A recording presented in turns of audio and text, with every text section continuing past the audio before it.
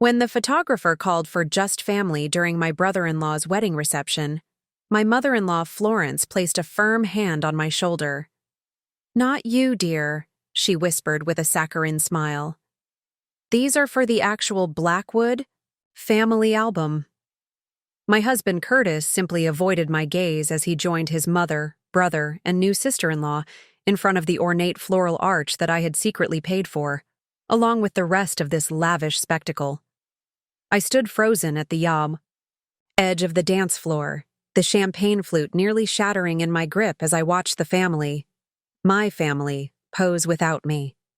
Before we jump back in, tell us where you're tuning in from, and if this story touches you, make sure you're subscribed, because tomorrow I've saved something extra special for you. The string quartet I'd commissioned played softly in the background, the melody a stark counterpoint to the humiliation burning through my veins. 3 years of marriage, and still, Florence Blackwood had made it abundantly clear I would always be an outsider, a commoner who had somehow ensnared her precious firstborn son. The photographer adjusted his stance, directing the perfect family portrait. "Maybe move in closer, everyone. This is going in the foyer after all," Florence had exclaimed earlier. The foyer of the Blackwood estate, a place my money had helped maintain, though none of them knew the extent of it. Not even Curtis. As the camera flashed, capturing the beaming faces of the Blackwood dynasty, I made my decision. The champagne suddenly tasted sweeter as I realized that patience had its limits, and mine had just run out. Florence had no idea that by excluding me from this moment, she had set in motion the collapse of her carefully constructed facade. I took another sip, a small smile playing at my lips. By the end of this night, everyone would know exactly who had paid for the Blackwood family perfection. The grand Blackwood estate sprawled across 10 acres of meticulously landscaped gardens, its Georgian architecture a testament to old New England money and centuries of accumulated privilege. Today, it hosted the wedding of Toby Blackwood, Curtis's younger brother, to Natasha Reynolds, the daughter of a pharmaceutical executive whose family connections had earned Florence's enthusiastic approval.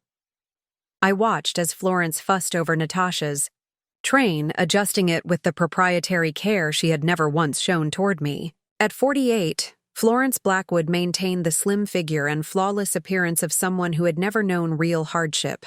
Her silver-streaked chestnut hair was pulled into an elegant chignon, her emerald dress custom-made to complement the wedding's color scheme. Her voice carried across the garden as she directed servers, adjusted flower arrangements, and occasionally shot disapproving glances in my direction. "Kara," she had said when introducing me to distant relatives earlier, "Curtis's wife. She works in, what was it again, dear? Accounting." The dismissive wave of her hand erased my role as chief financial officer at Meridian Ventures, one of the most successful investment firms in Boston. In Florence's world, my career would never be as important as my failure to come from the right bloodline. Curtis materialized at my side after the photos concluded, his handsome face slightly flushed from champagne and familial pride. At 34, he had inherited his father's height and his mother's sharp features, a combination that still made my heart skip, despite the growing chasm between us. "Having a good time?" he asked, loosening his tie slightly. His wedding band caught the light, a simple platinum circle that had replaced the family signet ring he'd originally proposed with after Florence's intervention. "Wonderful," I replied, my voice steady despite the storm brewing inside. "Your mother has outdone herself with the arrangements." Curtis beamed, oblivious to the irony. "She's been planning this day since Toby was born, practically. Everything has to be perfect for the Blackwood-Reynolds union." I bit back the truth that threatened to spill from my lips. Perfect, yes, and made possible by the $3 million I had quietly transferred to the Blackwood family accounts over the past year. Money that had saved them from financial ruin after Edgar Blackwood's disastrous investment in a failed tech startup had nearly bankrupted the family, a secret Florence had begged me to keep from her sons. Your father would be proud, I said. Instead, watching Curtis's expression soften at the mention of Edgar, who had passed away 2 years ago from a sudden heart attack, leaving behind a financial mess that only I had been equipped to discover and address. He would, Curtis agreed, his gaze drifting to where his mother now stood with Allison Parker, her best friend and fellow board member of the Blackwood Foundation. Mom's kept his legacy alive beautifully. If only he knew. If only any of them knew that Edgar Blackwood's legacy had been a house of cards that I had quietly shored up while Florence maintained the illusion of unbroken prosperity. The irony wasn't lost on me. I had preserved the very family name that Florence deemed I wasn't good enough to fully claim. The string quartet transitioned to a waltz, and couples began filling the dance floor. Curtis excused himself to speak with a college friend, leaving me alone once more at the periphery of the celebration. I watched as Florence held court among Boston's elite, her laughter tinkling like the crystal champagne flutes. She caught my eye briefly, her smile never faltering as she gave me a small nod, acknowledgement without acceptance. As the evening progressed, I found myself on the terrace overlooking the gardens where the ceremony had taken place hours earlier. The roses were Florence's pride, their heady scent filling the air as dusk settled over the estate. Behind me, the reception continued in full swing, a perfect display of wealth and taste. Not enjoying the party? I turned to find Henry Lambert, Edgar's former business partner, and one of the few people who knew the truth about the Blackwood finances. At 65, Henry had the weathered look of someone who had earned his fortune rather than inherited it, his blue eyes sharp with intelligence and a hint of mischief. "Just getting some air," I replied, offering him a genuine smile. Unlike most in the Blackwood circle, Henry had always treated me as an equal, recognizing my financial acumen from our first meeting. "I saw what happened with the photos," he said, joining me at the balustrade. "Florence hasn't changed much over the decades, has she?" I laughed softly. "That would require self-awareness." Henry studied me for a moment. "You know, Edgar always said you were the best thing that ever happened to this family, though I suspect he wasn't just talking about making his son happy." "Edgar was a good man caught in a bad situation," I said carefully. "A bad situation you helped fix," Henry replied, his voice lowered despite the privacy of our location. Without taking credit, I sipped my champagne. Some things are better kept private. Until they're not. Henry's gaze was knowing as he gestured toward the reception. "Florence has been telling everyone the wedding was funded by the Blackwood Family Trust. Maintaining standards," she called it. The truth was far less glamorous. There was no trust left. Not after Edgar's failed investments and years of living beyond their means.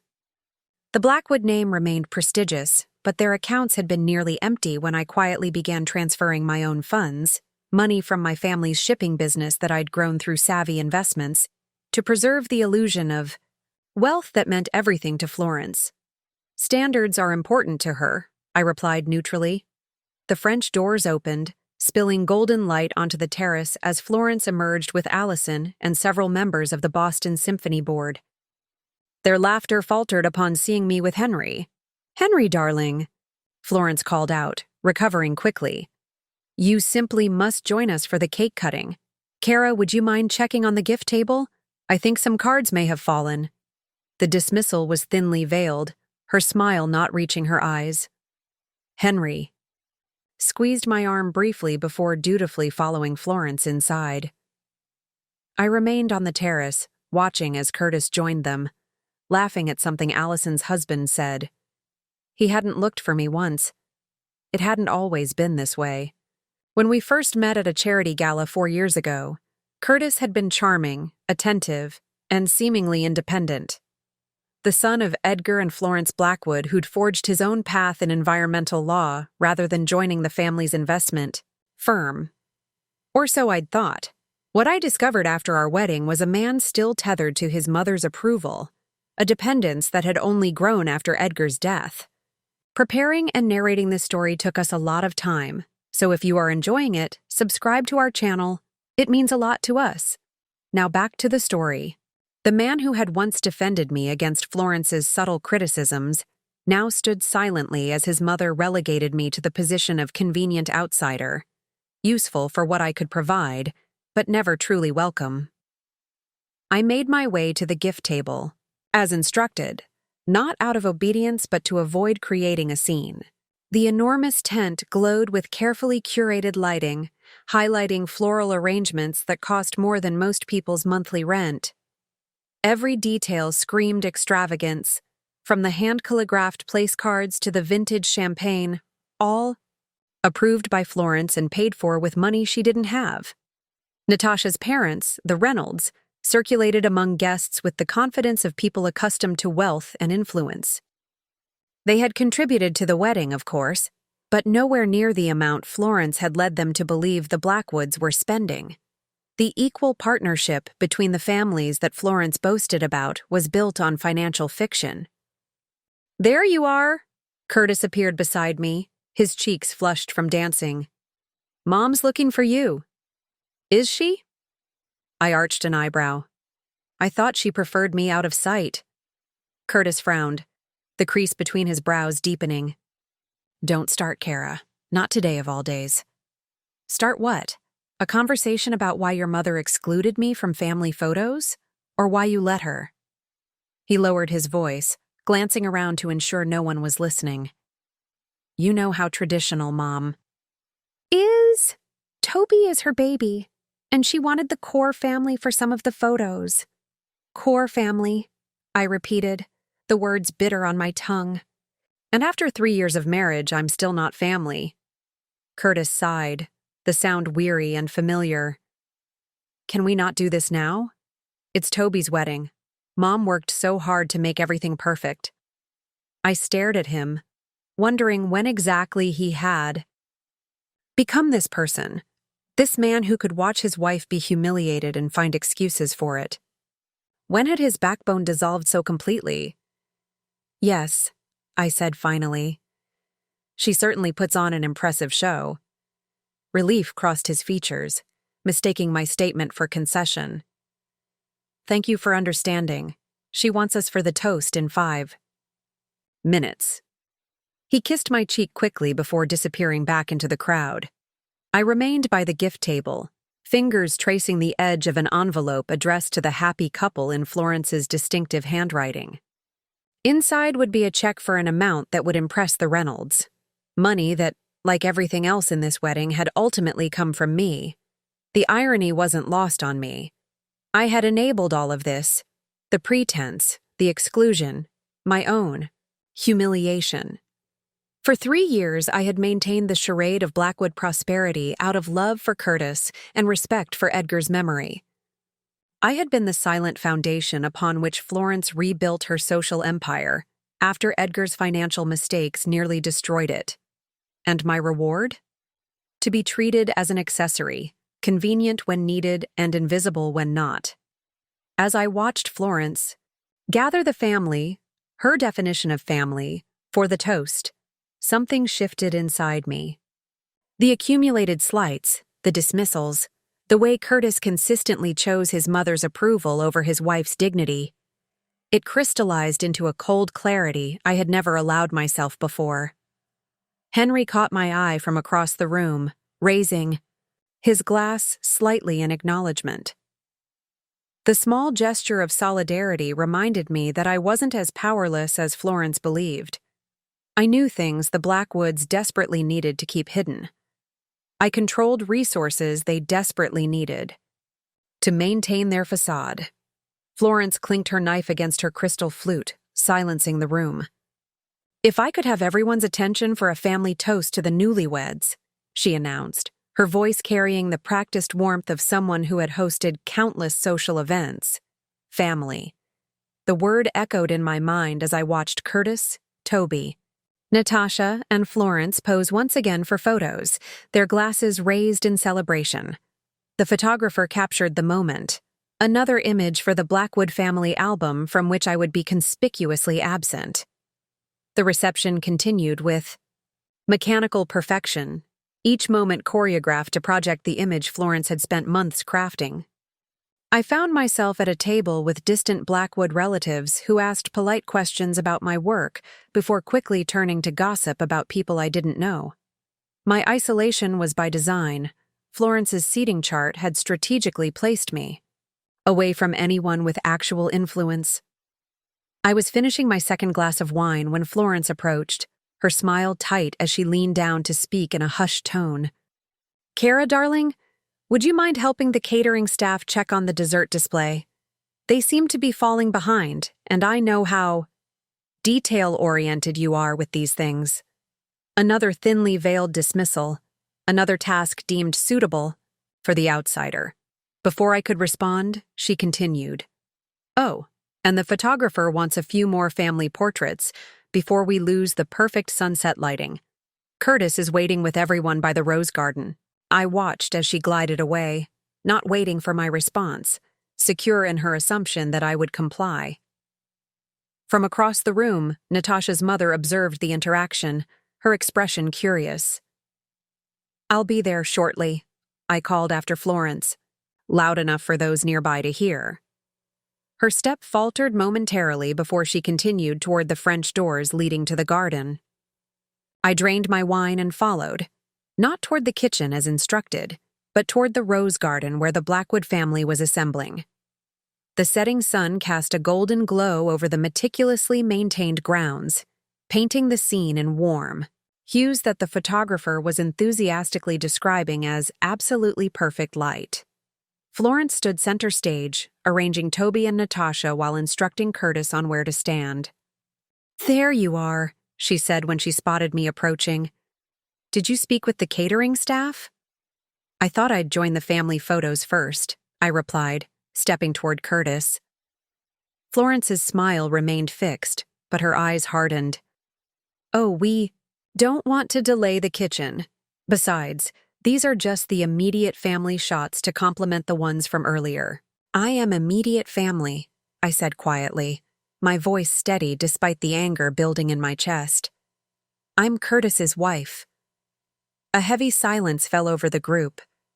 Curtis shifted uncomfortably, looking between his mother and me with the expression of someone who wished to be anywhere else. Toby stared at his shoes while Natasha pretended to adjust her veil. "Of course you are, dear," Florence replied, her tone one would use with a difficult child. "But for these particular photos, we're looking for the Blackwood lineage specifically, for the family history records." "The Blackwood lineage," I repeated, feeling Curtis tense beside me. Fascinating how that lineage now includes Natasha after just a few hours of marriage, yet somehow excludes me after 3 years. Florence's facade cracked slightly, irritation bleeding through her polished exterior. "Kara, please don't make a scene. Not today. Is that what I'm doing? Making a scene by expecting to be treated as part of this family?" "Mother," Curtis finally spoke, his voice strained. "Perhaps we could take a few with Kara as well." Florence's expression shifted to one of wounded disappointment, a look I'd seen her deploy countless times to manipulate her sons. "Curtis, we've already discussed the specific shots needed for the family archive. We can certainly take casual photos with everyone later at the reception." "Casual photos," I echoed, the words bitter on my tongue, "as opposed to the official family record." The photographer, sensing tension, busied himself adjusting his equipment. Natasha's parents had wandered over, curious about the delay. "Is everything all right?" Mrs. Reynolds asked, her voice tinged with concern. "Absolutely," Florence assured her with a practiced smile. "We're just finalizing the family groupings. Kara was just leaving to check on the dessert presentation." That was the moment, the precise second when something inside me shattered. Not from the exclusion itself, which was merely the latest in a long pattern, but from the casual certainty with which Florence announced my departure. The absolute confidence that I would retreat, as I always had before, in the name of keeping peace. "No," I said, the word hanging in the air between us. I'm not. Florence's smile faltered. I beg your pardon? I said no, Florence. I'm not leaving. I'm not checking on desserts, I'm not stepping aside, and I'm not pretending anymore that your treatment of me is acceptable. Curtis stepped forward, placing a hand on my arm. Kara, please. I shook him off, my gaze fixed on Florence. 3 years, Florence. 3 years I've endured your subtle dismissals, your backhanded compliments, your systematic efforts to remind everyone that I'm not really a Blackwood. That ends today.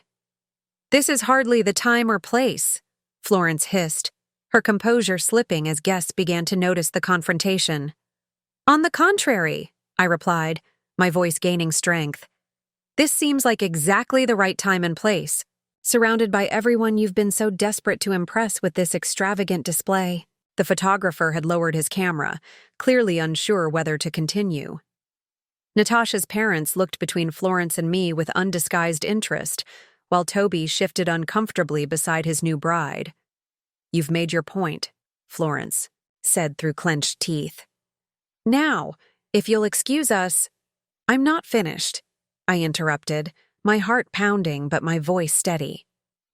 You've made it abundantly clear that I don't meet your standards for a Blackwood. I'm not from the right family, I didn't attend the right schools, and my accomplishments mean nothing because they weren't inherited. That's not fair, Curtis protested weakly. Isn't it? I turned to him, years of suppressed hurt flooding to the surface. When was the last time you defended me against your mother's treatment? When was the last time you chose me over her expectations? His silence was answer enough. I returned my attention to Florence, whose face had flushed with anger and embarrassment. You've created this perfect image of Blackwood prestige, I continued, gesturing to the elaborate wedding setting around us. This illusion of old money and undiminished fortune. You've cultivated it so carefully, ensuring everyone believes the Blackwoods remain as powerful and wealthy as ever. Florence's expression shifted from anger to something closer to fear. She knew what I was capable of revealing, what secrets I had kept out of loyalty to a family that had never truly accepted me. That's enough, Florence snapped, her voice low but trembling with restraint. Curtis, please take your wife inside. She's clearly had too much to drink. Curtis hesitated, caught between his mother's command and the dangerous glint in my eyes. Before he could decide, I stepped back. You're right, Florence. This isn't the time, I conceded, my voice calm despite the storm raging inside me. I apologize for the interruption. Please continue with your family photos. Relief washed over Curtis's face, while suspicion narrowed Florence's eyes. She knew me well enough to recognize that my retreat was unusual, but not well enough to understand what it signified. I turned and walked away, my head held high as whispers trailed in my wake. I found an empty room in the west wing of the mansion, Edgar's former study, now preserved like a museum exhibit. The space still carried whispers of his presence. Leather-bound books on finance, a half-empty bottle of his favorite scotch, framed photos of younger versions of Toby and Curtis. I poured myself a measure of the aged liquor, savoring its smoky warmth as I considered my next move.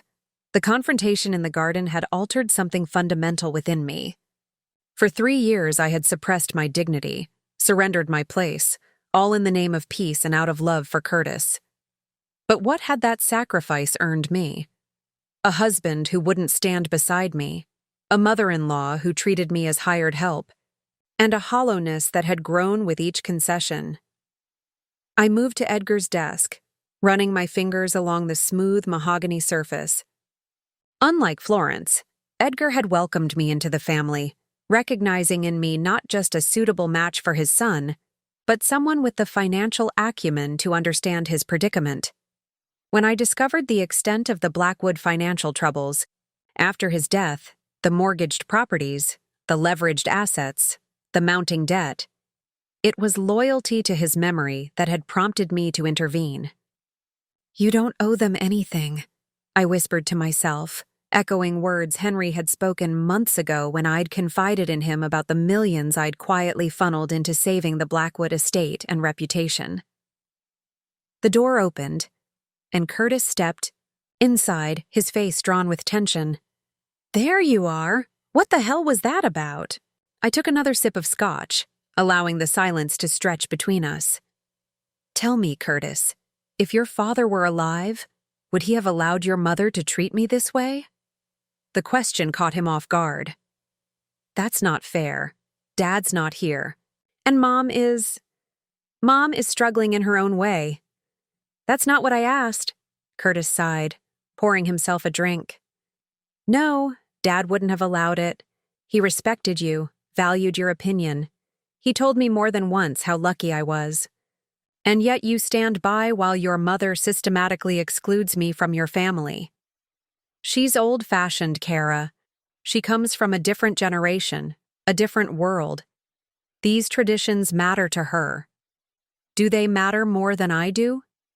His hesitation told me everything. Curtis wasn't a cruel man, just a weak one, too accustomed to the path of least resistance where his mother was concerned.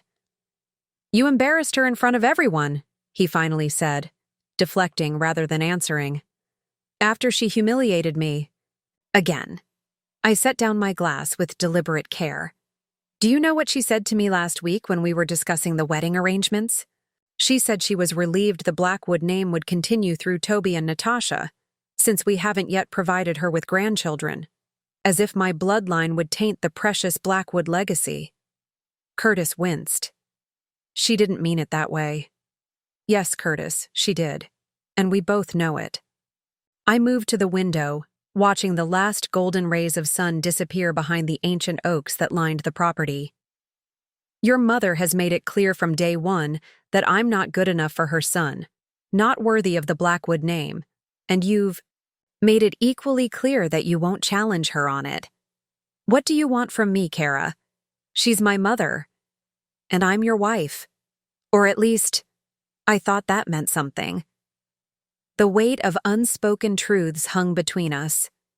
Curtis had never known how close his family had come to financial ruin, how his mother had begged me, ironically on her knees in this very study, to save them from bankruptcy and social disgrace. "I need some time to think," I said finally. "Go back to the reception. Your mother will be looking for you. Kara, just go, Curtis, please." After he left, I remained in the study, formulating what I knew must come next. The confrontation in the garden had been impulsive, fueled by years of accumulated hurt. What followed would be anything but. Florence Blackwood had built her world, on appearances, on the illusion of undiminished wealth and status.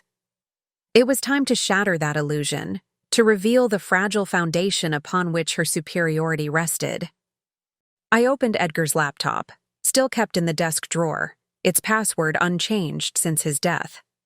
With a few keystrokes, I accessed the financial records I'd meticulously maintained, documenting every transfer, every loan, every penny I'd provided, to keep the Blackwood name afloat after Edgar's disastrous investments, $3 million. The number stared back at me from the screen, cold and undeniable. Money transferred from my personal accounts to various Blackwood holdings labeled as investments but functionally gifts. Money that had paid for renovations to the estate, settled outstanding debts, and yes, funded Toby and Natasha's extravagant wedding down to the last orchid in the centerpieces. I had never intended to use this information as leverage. It had been a private choice made out of respect for Edgar and love for Curtis. But Florence had pushed me past the point of quiet sacrifice, and Curtis had made his allegiance clear. My phone chimed with a text from Henry. "Everything okay? Quite a scene by the roses." I replied simply, "It will be. Meet me for breakfast." "Tomorrow?" His response came quickly. "The usual place, 8 a.m. I shut down the laptop and took a final look around the study. On the bookshelf stood a photo of Curtis and me on our wedding day, the one Edgar had insisted on displaying despite Florence's objections. In it, we looked impossibly young and happy, unaware of the fault lines that would eventually fracture. Our marriage. With quiet determination, I rejoined the reception, moving through the crowd with practiced ease. I accepted condolences from a few guests who had witnessed the scene in the garden, deflected concerned questions from others, and maintained the polite facade that had become second nature in Blackwood circles. Florence watched me warily from across the room, no doubt surprised by my composed return. She couldn't know that her victory was temporary, that her dismissal of me had finally broken the last thread of loyalty binding me to her secrets. As I raised my glass during Toby's best man's toast, I caught Florence's eye and smiled. Not the placating smile she was accustomed to, but something new and dangerous. For just a moment, unease flickered across her perfect features, a premonition of what was to come. By tomorrow evening, everyone in Florence Blackwood's carefully curated social circle would know exactly who had been bankrolling the family's continued prosperity. Everyone would understand that the woman Florence deemed unworthy of family photos was the very reason the Blackwood estate remained in Blackwood hands. The foundation of Florence's world was about to crumble, and I would be there to watch it fall. The Blackwood Bistro occupied a corner of Boston's financial district, its understated elegance a magnet for the city's power brokers. Henry was already seated at our usual table by the window when I arrived the next morning. The Sunday edition of the Boston Herald spread before him. "You look remarkably composed for someone who caused quite a stir at the wedding of the season," he remarked, folding his newspaper as I slid into the seat across from him. "Practice," I replied, accepting the coffee the waiter poured without being asked. Henry and I had been meeting here monthly since Edgar's death, a tradition that had begun as financial damage control and evolved into something like friendship. "Florence is making calls this morning," Henry said, his tone casual but his eyes watchful. "Damage control. Telling everyone you were overwhelmed by emotion." I smiled thinly. How considerate of her. "She's worried, not just about appearances, though God knows that's her primary concern. She's worried about what you might say." "She should be." Henry leaned forward, his weathered face serious. "What are you planning, Kara?" I took a sip of coffee, considering my answer carefully. Henry had been Edgar's closest friend, the only person besides myself who knew the full extent of the Blackwood financial crisis. He had been there the day Florence discovered the truth, that Edgar's failed investment in a blockchain startup had wiped out not just their liquid assets, but put them on the brink of losing everything. "Do you remember the day Florence came to my office?" I asked instead of answering directly. Henry's expression softened with recollection. 3 weeks after Edgar's funeral, she was wearing black, but her pearls were still perfect. She sat across from me, just like you are now, and told me that under no circumstances could Curtis ever know about his father's financial mistakes. It would destroy him, she said, to learn that the Blackwood fortune was gone. As if the money mattered more than the man who'd built it. "Florence has always valued appearance over substance," Henry agreed. "It's how she was raised." She asked me to help them, not because I was family, but because I had the means and the expertise. The memory still stung, Florence's carefully calculated approach making it clear that my value lay in my bank account, not my place in the family. She promised that if I helped stabilize the family finances, she would accept me fully as a Blackwood. Henry's eyebrow rose. A promise she never intended to keep. No. I set down my cup with deliberate care. Because in her mind, money can be acquired, but breeding cannot.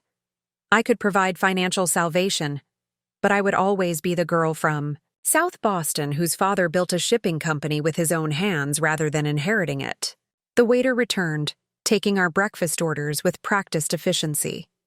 When he departed, Henry studied me with the shrewd gaze that had made him a formidable business partner to Edgar. "I warned Edgar about Florence, you know," he said suddenly. "When they were engaged, I told him she wanted the Blackwood name more than she wanted him." "What did he say?" He laughed. "Said he knew exactly what he was getting. a beautiful woman who understood the social requirements of his position. He thought it was a fair exchange. Henry sighed. Edgar wasn't romantic, but he was practical. The problems came later when Toby and Curtis were born. Florence became obsessed with their position, their legacy. She pushed Edgar to take bigger risks to expand the fortune, to ensure the Blackwood name would remain synonymous with power. And he did it to please her, I finished. The parallels with Curtis weren't lost on me. Edgar loved his sons. Henry continued. He wanted them to have everything, the advantages of wealth without its burdens. He didn't realize until it was too late that Florence was raising them to value status above everything else. Our food arrived, but neither of us had much appetite. I pushed eggs around my plate, remembering my own introduction to the Blackwood dynasty 4 years earlier. Curtis and I had met at a fundraiser for the Boston Symphony, where I was representing my father's company as a corporate sponsor. He'd been charming, unpretentious, nothing like the entitled air I'd expected. Our courtship had been a whirlwind, Curtis seemingly as enchanted by my directness as I was by his worldliness. The first indication that Florence might be an obstacle came at our engagement dinner, when she'd examined my ring with a tight smile and remarked that it was refreshingly modest.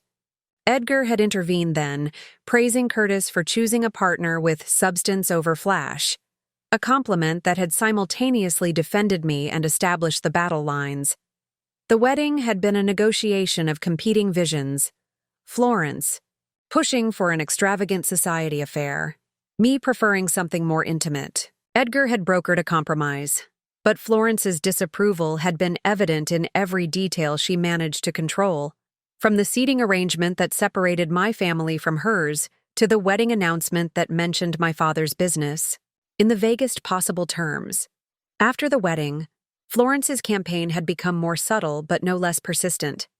Invitations to family events would arrive at the last minute, making it difficult for me to attend.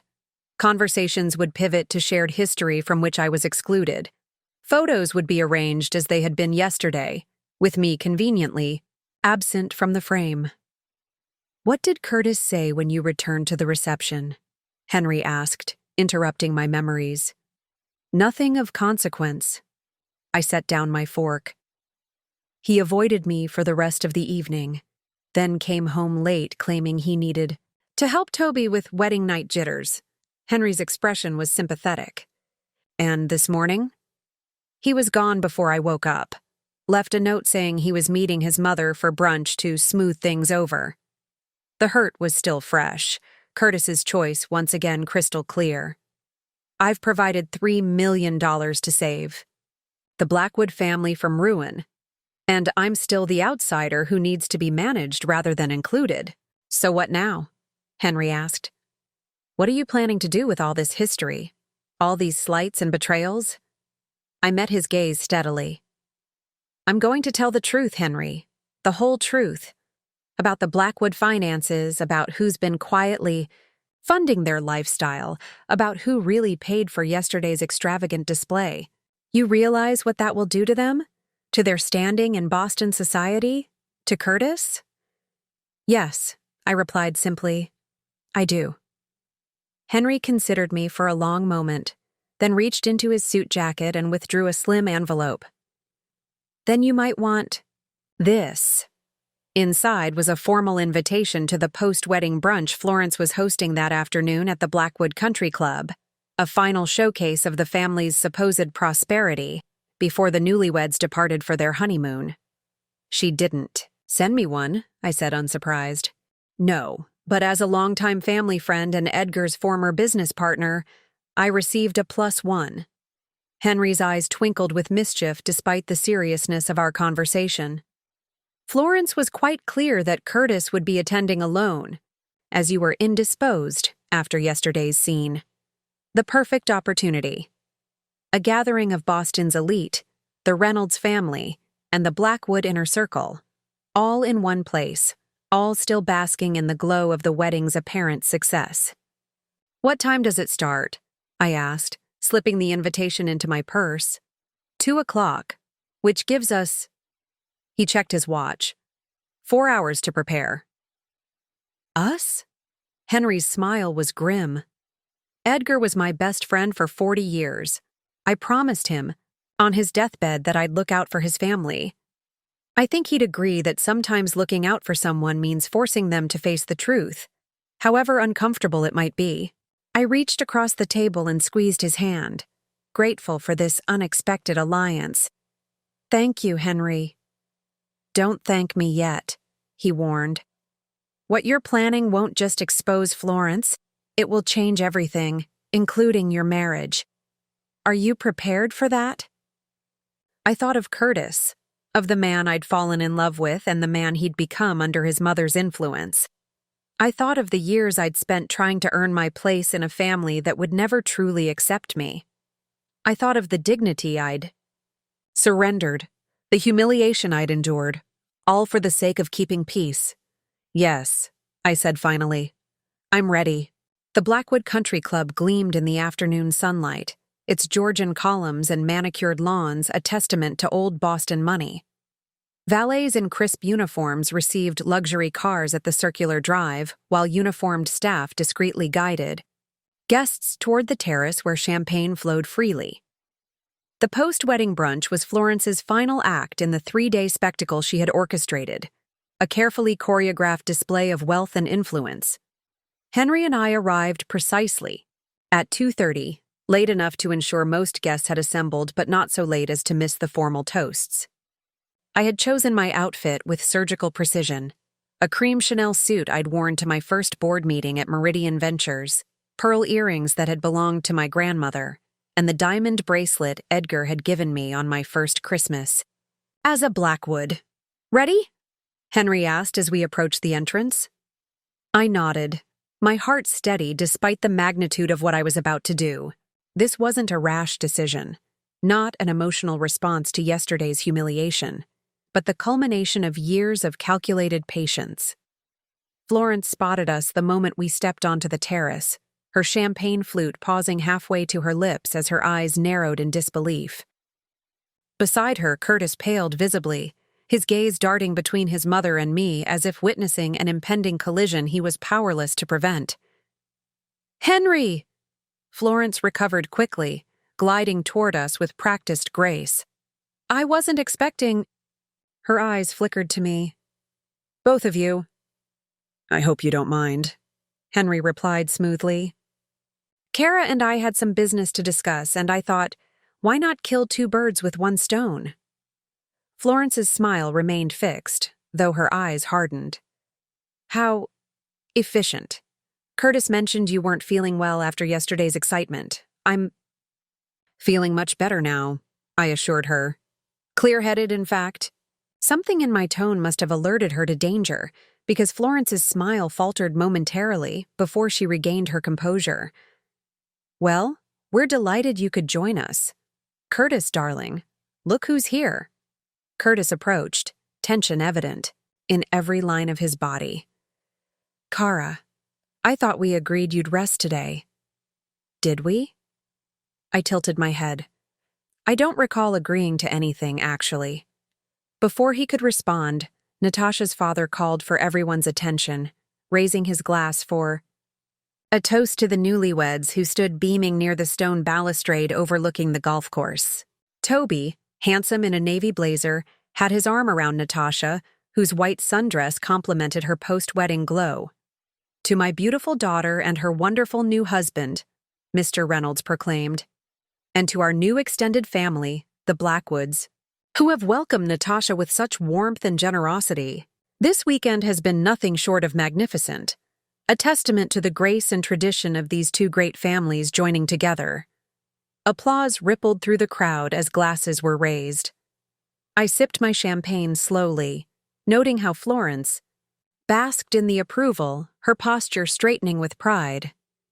And a special thank you to Florence, Mr. Reynolds continued, for orchestrating such a spectacular celebration. The flowers, the music, the venue, every detail was absolute perfection. Florence inclined her head modestly, though the satisfaction in her eyes was unmistakable. The Blackwood family has always believed in honoring tradition, she replied. Nothing but the best for our Toby and his bride. It was the opening I'd been waiting for. Speaking of the best, I said, my voice carrying across the sudden lull in conversation, I'd like to propose a toast as well. Florence's smile froze as every head turned toward me. Curtis took a half-step forward as if to intervene, then stopped, perhaps realizing the scene that would cause. I raised my glass. To Florence Blackwood, who understands better than anyone the importance of appearance, who knows that perception is reality in certain circles. I paused, meeting her increasingly, wary gaze, and who has managed to maintain the illusion of Blackwood prosperity with remarkable determination. A confused murmur rippled through the gathering. Florence's knuckles whitened around her champagne flute. "Kara," Curtis warned quietly. I continued, as if I hadn't heard him. The truth is, none of this would have been possible without significant financial support. I gestured to encompass the elegant setting, the lavish food, the expensive champagne. The wedding, this brunch, even the maintenance of the Blackwood estate itself. All of it funded not by the legendary Blackwood fortune, which sadly no longer exists, but by the very person Florence deemed unworthy of appearing in family photographs. The silence that followed was absolute. Florence's face drained of color as the implications of my words sank in. Beside her, Allison Parker's mouth formed. A perfect O of shock. "What are you talking about?"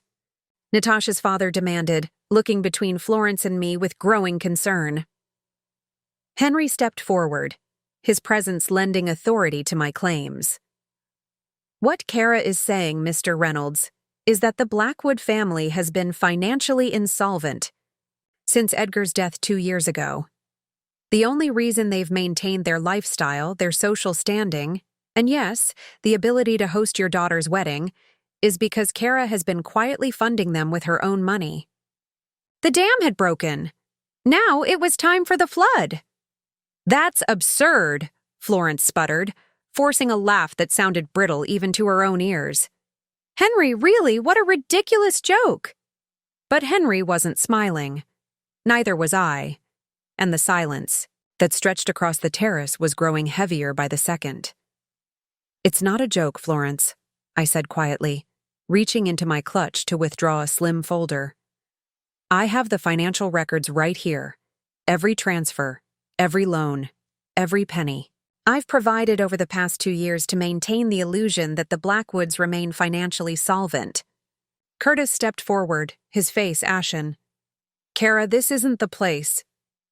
"Actually, it's the perfect place," I countered. "Surrounded by all the people Florence has been desperate to impress with money she doesn't have.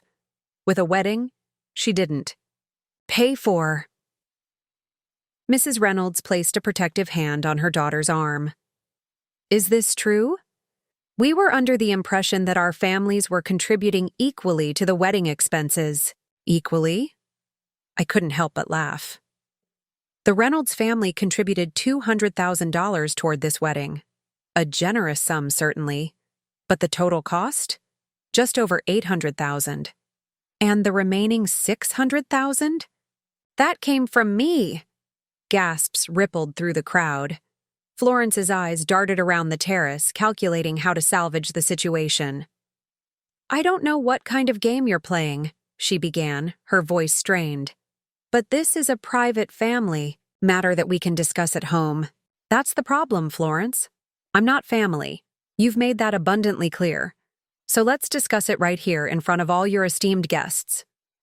I opened the folder and withdrew a document. This is a statement from Meridian Financial, showing the transfer of funds from my personal account to the wedding vendor accounts.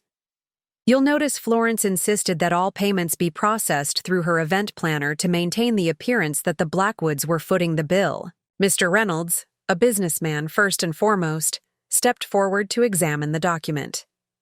His expression hardened as he scanned the figures.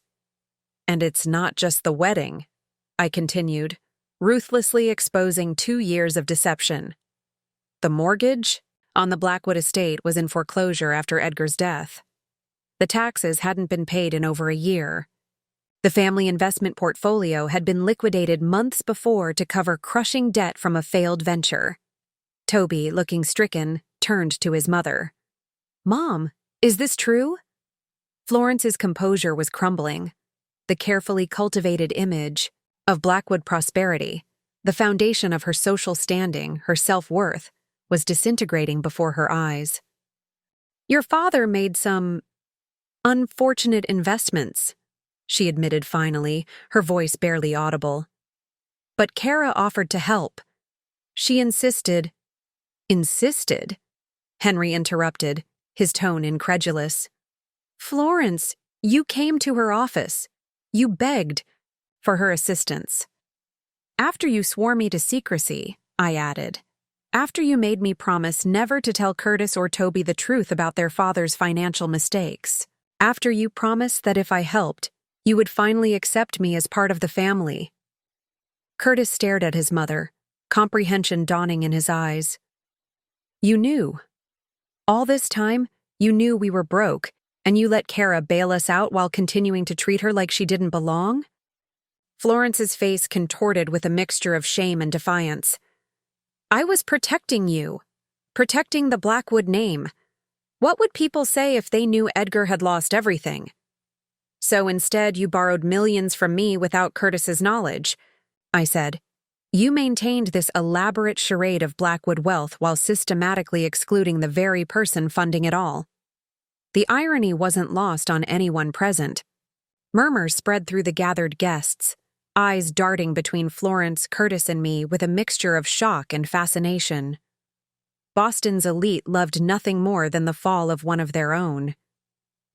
Natasha, her wedding glow fading rapidly, looked between her new husband and her in-laws with growing horror. "Toby, did you know about this?" "Of course he didn't," I answered for him. Florence was determined that no one would know, especially not her sons. She believed it would destroy their confidence, tarnish their birthright. I met Florence's gaze directly. She couldn't bear for them to know that their prestigious Blackwood name was worth less than the paper it was printed on. Allison Parker, Florence's closest ally in the social hierarchy, had already begun edging away, distancing herself from the rapidly unfolding scandal. Others were doing the same, whispering behind hands and discreetly checking their watches. "This is unconscionable," Mr. Reynolds declared, his face flushed with anger. "We joined our daughter to your family under false pretenses. Had we known the Blackwoods were financially dependent on a daughter-in-law you apparently don't even respect enough to include in family photographs." "Dad, please," Natasha interjected, clearly mortified. "No, Natasha. This goes beyond embarrassment. This is fraud." He turned to Florence, years of business negotiations giving steel to his voice. "You deliberately misrepresented your financial situation to our family." Florence's hands trembled as she set down her champagne flute. "Michael, please, the children shouldn't suffer for my—" "For your what, Florence?" I asked quietly. "Your pride? Your deception? Your absolute refusal to acknowledge that the precious Blackwood legacy means nothing without the money to maintain it?" Curtis moved to stand beside me, his face a battlefield of conflicting emotions. "Why didn't you tell me?" he asked, his voice breaking slightly. "All this time you've been supporting us and I had no idea. Because your mother made me promise not to," I replied simply. "She said it would devastate you to learn that your father had lost everything, that it would undermine your confidence in the Blackwood name. And I believed her, because I loved you." The past tense wasn't lost on him.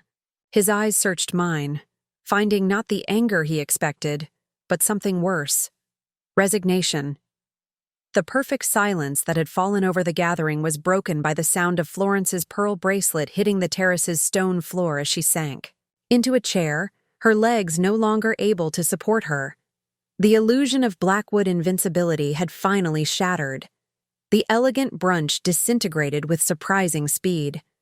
The Reynolds family huddled in fierce conversation, their anger palpable.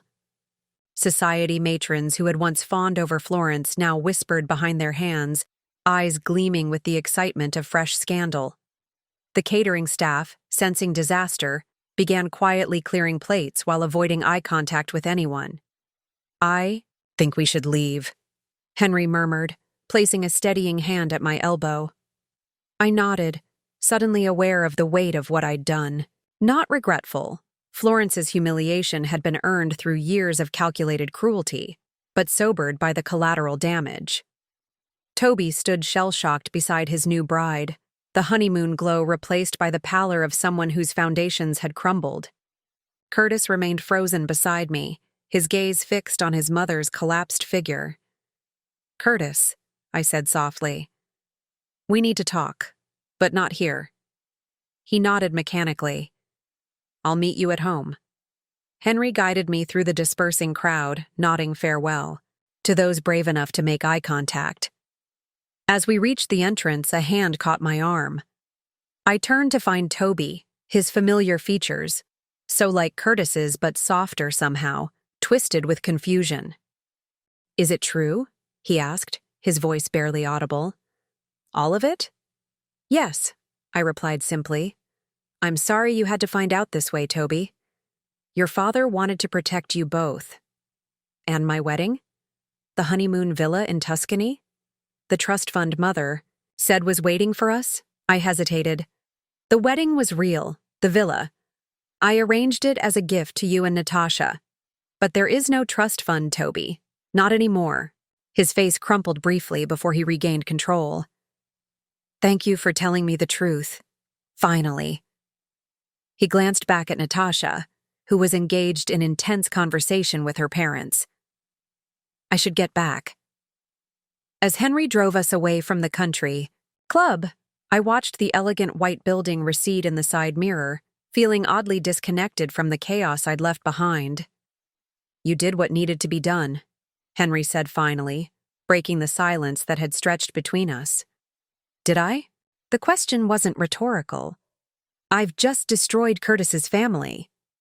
"No," Henry's voice was firm. "Florence destroyed her family when she chose pride over honesty. You simply revealed the truth." We returned to Henry's Beacon Hill townhouse, a refuge from the storm that would undoubtedly follow. His housekeeper, Mrs. Collins, took one look at our faces and wordlessly produced a pot of strong tea and a plate of shortbread before discreetly disappearing. "What happens now?" I asked, cradling the delicate china cup between my palms. Henry settled into his leather armchair, looking every bit the successful businessman despite the emotional turmoil of the afternoon. "Florence will attempt damage control. She's remarkably resourceful. She'll find some way to reframe the narrative." "It won't work," I said. "Not this time. Too many people heard the truth." "No, it won't work," he agreed. "The Reynolds family alone will ensure the story spreads through every corner of Boston society. By tomorrow, Florence Blackwood's carefully constructed empire will be in ruins." The thought brought less satisfaction than I'd anticipated. "And Curtis?" Henry's expression softened. "That depends largely on you, my dear, and on him." My phone buzzed with incoming messages. Curtis, asking when I'd be home. Toby, demanding more answers. And surprisingly, Natasha, thanking me for my honesty despite the terrible timing. I set it aside, not ready to engage with any of them yet. "There's something else you should know," Henry said after a moment, reaching for a folder on the side table. "Something Edgar asked me to keep until the time was right." He handed me an envelope bearing the Blackwood family crest, Edgar's personal stationery. Inside was a letter, dated just weeks before his death, addressed to Curtis and Toby. "He knew he was dying," Henry explained quietly. "The heart attack wasn't unexpected. His doctor had warned him for months that his stress levels were unsustainable." I scanned the letter, tears welling in my eyes at Edgar's elegant handwriting. It was a confession and an apology for the financial mistakes that had decimated the family fortune, for allowing Florence's obsession with status to overshadow their lives, for not having the courage to tell them the truth while he was alive. And there, in the final paragraph, was a message that made my breath catch. To Curtis. In Kara, you have found someone of true value, not the hollow value your mother places in names and lineages, but the substance of character, intelligence, and genuine compassion. She sees you, son, not the Blackwood name or fortune. When you have nothing else, remember that is everything. He wanted them to know, I whispered. Henry nodded. Eventually, yes. But he knew Florence would fight it with everything she had. He asked me to wait, to watch over all of you, and to help when the time came to bring the truth into the light. So, this was always going to happen, I realized. In some form or another, Henry agreed. Florence's illusion was unsustainable. The only question was, how much damage would be done before reality broke through? I folded the letter carefully and returned it to its envelope. I need to show this to Curtis. Yes, Henry agreed. But first, he hesitated, then continued, with characteristic directness. You need to decide what you want from him, because after today, nothing between you will be the same. The question caught me off guard. What did I want from Curtis? When I'd married him, I'd wanted a partner, an equal, someone who would stand beside me, not behind his mother. Today had exposed not just Florence's deception, but Curtis's weakness, his willingness to sacrifice my dignity rather than challenge his mother's authority. I don't know, I admitted finally. Part of me wants to walk away, to leave them all, to deal with the consequences of Florence's pride. And the other part? I thought of Curtis, not as he'd been today or yesterday, but as he was when we first met. His genuine laugh, his passion for environmental law, his tentative steps toward independence from his family's expectations. That Curtis had been worth fighting for. Was he still there, beneath the layers of his mother's influence? The other part remembers why I fell in love with him, I said softly, and wonders if, freed from his mother's manipulation, he might become that person again. Henry nodded thoughtfully. Then perhaps today's revelations, painful as they are, offer an opportunity for both of you. My phone buzzed again. Curtis, asking where I was, his concern evident even in text. I gathered my clutch and stood. I should go, I said. Florence may have lost her power, but there's still much to resolve. Henry walked me to the door. Remember, Kara, you've done nothing wrong. Florence asked for your help, then punished you for providing it. Whatever happens next, don't carry her shame as your own. The townhouse Curtis and I shared in Back Bay was silent when I arrived. No lights burned in the windows, no sign of Curtis's car in our designated parking space. I wasn't surprised.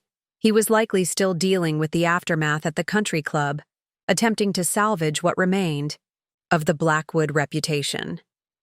I poured myself a glass of wine and settled in the living room, Edgar's letter on the coffee table before me.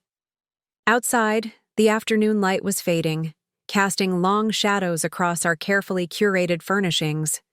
Furnishings I had paid for, though Curtis believed they came from what remained of his trust fund. So many lies, so many careful omissions, and half-truths, all designed to protect the fragile male ego and the precious Blackwood name. My phone chimed with a text from Henry. Florence left the club with Allison. Curtis searching for you. Toby and Natasha's flight to Italy canceled. The dominoes were falling exactly as expected. Florence would be strategizing with her closest ally. Curtis would be caught between concern for me and loyalty to his mother. And the newlyweds' plans were collapsing alongside the family facade. I hadn't specifically planned for this day, hadn't engineered Florence's exclusion of me from the wedding photos or her dismissive treatment throughout the weekend. But I had prepared for the moment when my patience finally ran out, when the accumulated slights and dismissals reached critical mass. The financial documentation in my clutch was no spontaneous collection.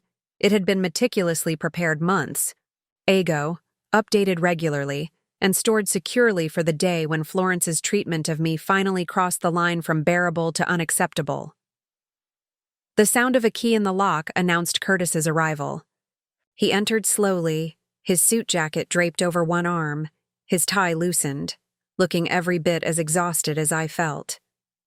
"You're here," he said simply, dropping his keys on the entryway table. As promised.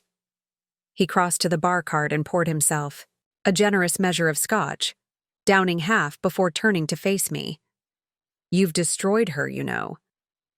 "She destroyed herself, Curtis. I merely exposed what she's been hiding. In front of everyone who matters to her. To us." There was accusation in his voice, but uncertainty too. "Did you plan this from the beginning? Was it all some elaborate scheme? To what end? Humiliating your mother?" "Believe me, Curtis, if that had been my goal, I could have achieved it long before now." I gestured to the space between us. "This was never about revenge. It was about dignity. About finally being acknowledged as your wife, not just your mother's convenient financial safety net." He sank onto the sofa across from me, the fight draining from him. "Why didn't you tell me? About the money, about all of it?" "Because your gay mother made me promise not to. Because she convinced me that learning about your father's financial failures would devastate you."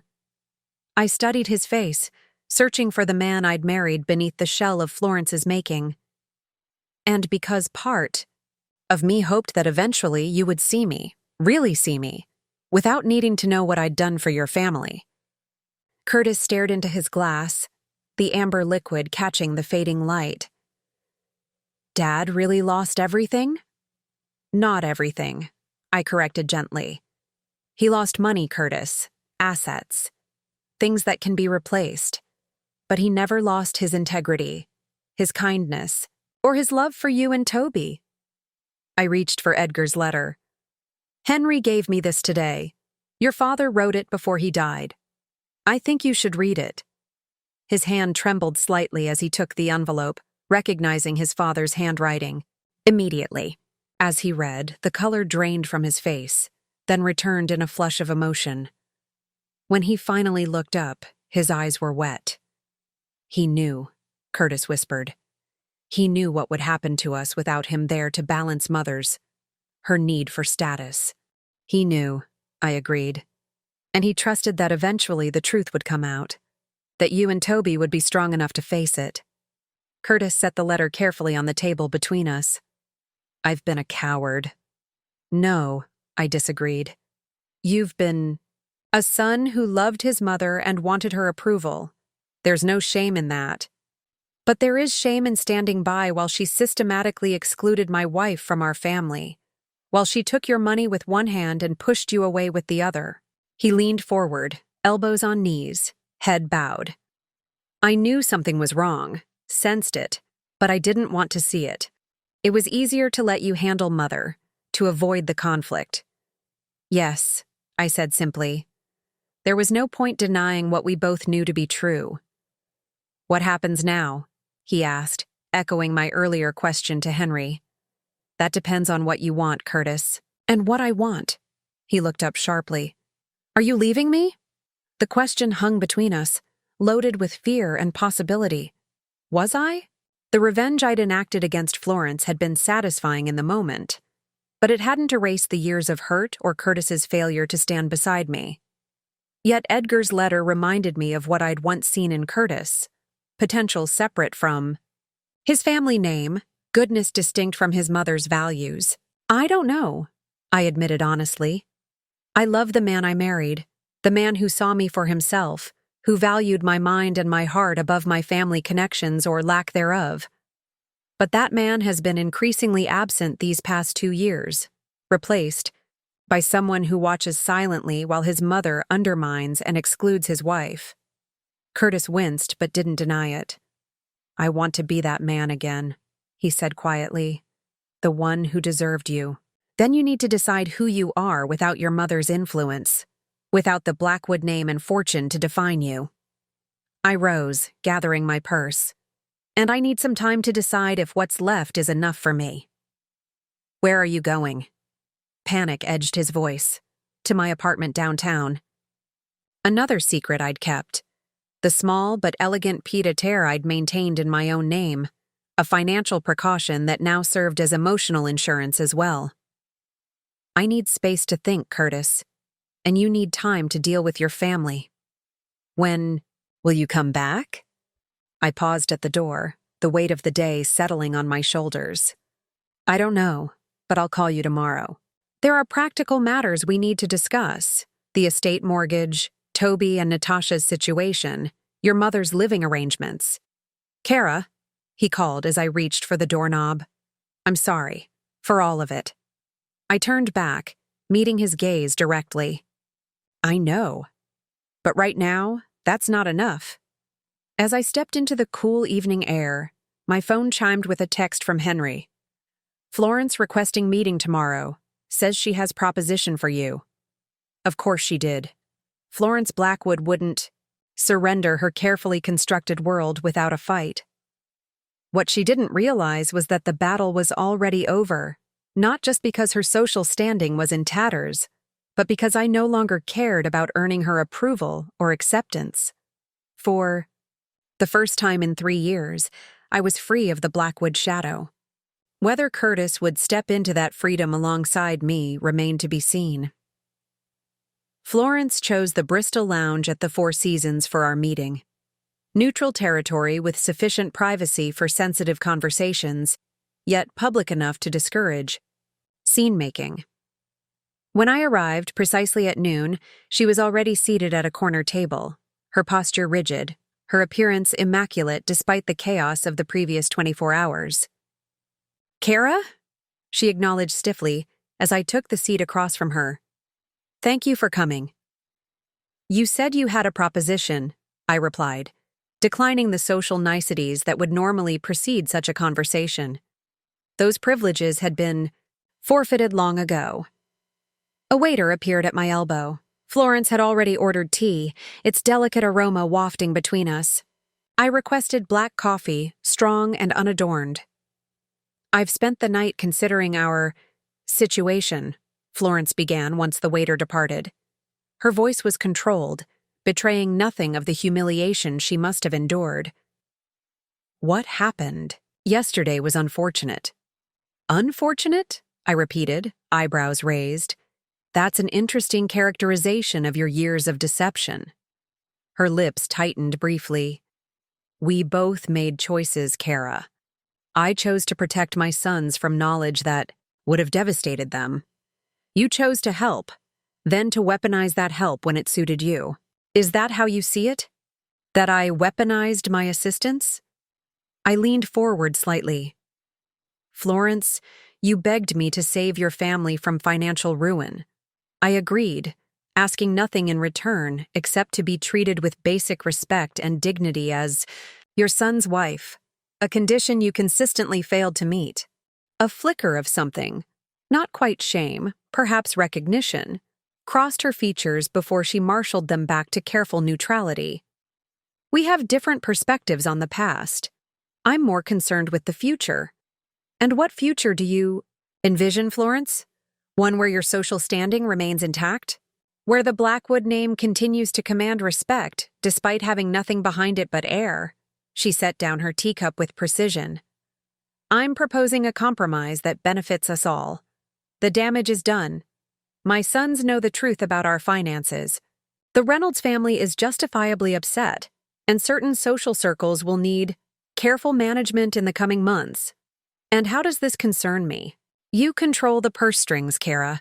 Whether we like it or not, the Blackwood estate, the family investments, even Toby and Natasha's future, they all depend on your continued financial support. I couldn't help but laugh. So after publicly humiliating me, excluding me from family events, and treating me as an afterthought for 3 years, you're now asking me to continue funding the Blackwood lifestyle.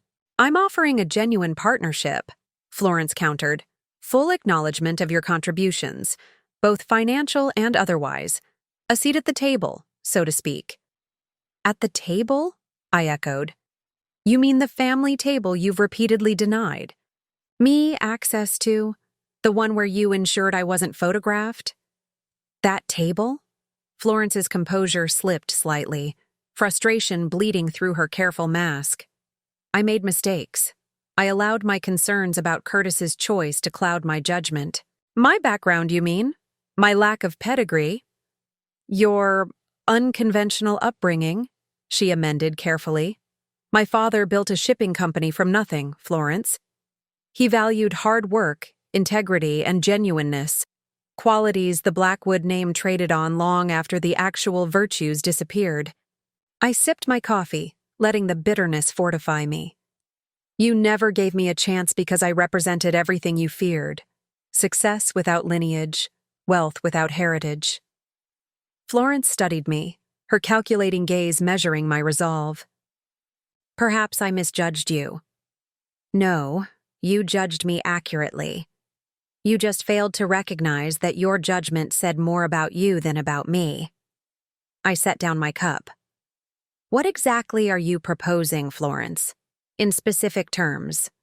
She straightened, shifting into the negotiation stance I'd observed at countless charity functions when she was securing donations.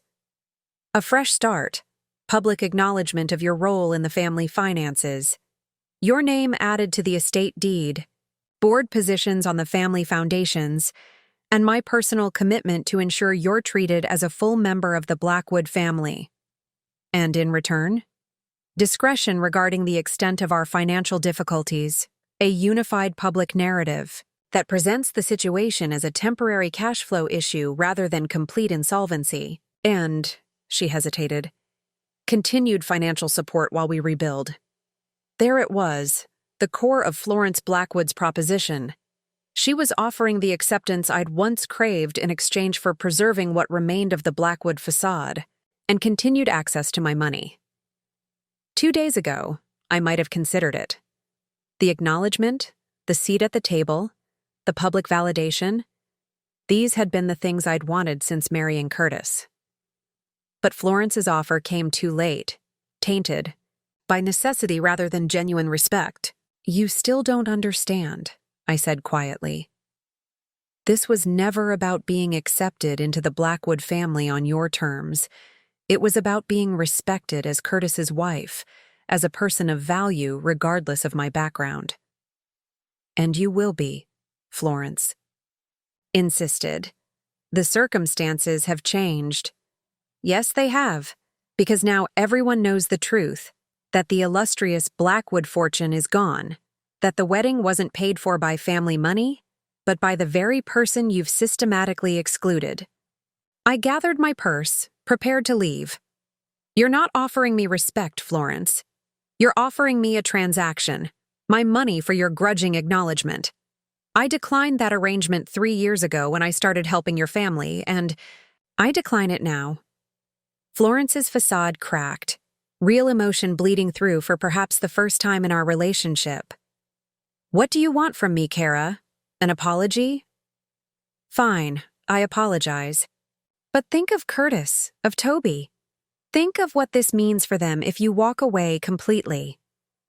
I paused, considering her words.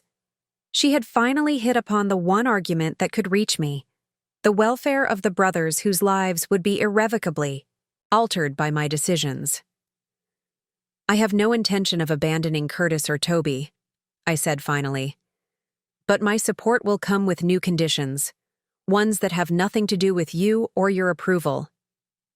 Florence's relief was palpable, though she tried to disguise it. Name your terms. I'm not discussing them with you, I replied, rising from my seat. My relationship with Curtis is between him and me. My financial support for Toby and Natasha is between them and me. You are no longer the gatekeeper of the Blackwood family, Florence. That role, like your social standing, was built on an illusion that no longer exists. As I walked away, leaving her stunned at the table, I felt the final pieces of my plan click into place. Florence had come seeking a compromise, but had inadvertently handed me something far more valuable, confirmation that the power dynamic had irrevocably shifted. The trap had been set long ago, baited with my money and Florence's pride. Now it had snapped shut, liberating not just me, but potentially Curtis and Toby as well, from the weight of expectations that had burdened the Blackwood name for generations. My phone was ringing before I reached the hotel lobby. "Curtis," I heard. "You met with my mother," he said without preamble when I answered. "News travels fast," I replied, stepping outside into the crisp autumn air.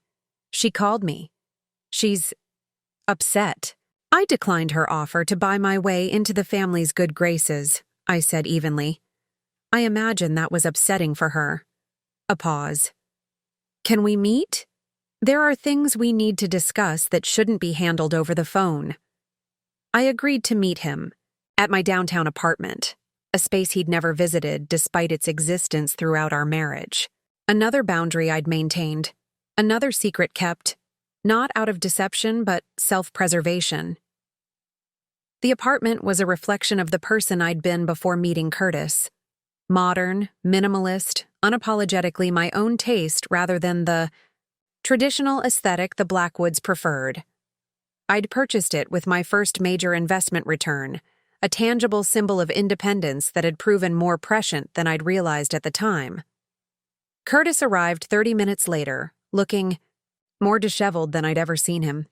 His hair was uncombed, his shirt wrinkled, his eyes shadowed from lack of sleep.